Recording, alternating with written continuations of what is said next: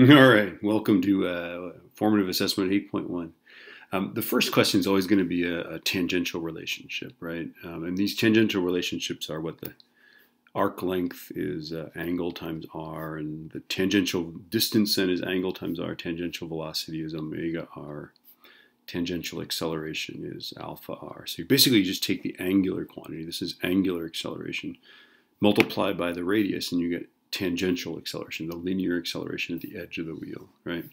And then here, if we multiply the angular velocity by the radius, we get the tangential velocity at the edge. And if we multiply the angle that we go through by a radius, we get the distance along the edge, which is, of course, that's the definition of the radian, right? Is that it's just simply that angle is just s divided by r. Okay, so anyway, let's just take a look at this. Notice, take a moment in all these problems to just reflect upon, did I tell you the diameter or did I tell you the radius? I'm going to equally tell you as many diameters as I tell you radiuses, and so just be careful. So definitely our radius here is half of that, right? So 0.340 meters, right? This is our velocity is 13.5. And then we want the angular velocity, right?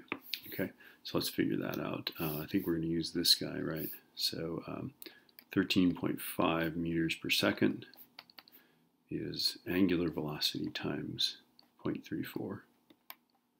Right, now none of these guys, I think this one's in the data packet in simple harmonic motion. None of the rest of them are there, so I guess this is something you got to memorize. Okay, so let's see, 13.5 divided by 0.34.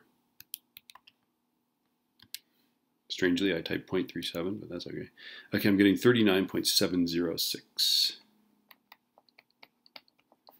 And that's radians per second. So that's that answer. And then how do you turn radians per second into revolutions per minute? So let's just do that. 39.706, and that's radians per second. And what I'm going to do is I'm going to divide by 2 pi, right? And that's because there's one rev in 2 pi radians. And then I want to get rid of I want to get rid of seconds and get minutes, right? So 60 seconds is 1 minute, right? And now we will, radians will go the way of the bison, seconds will go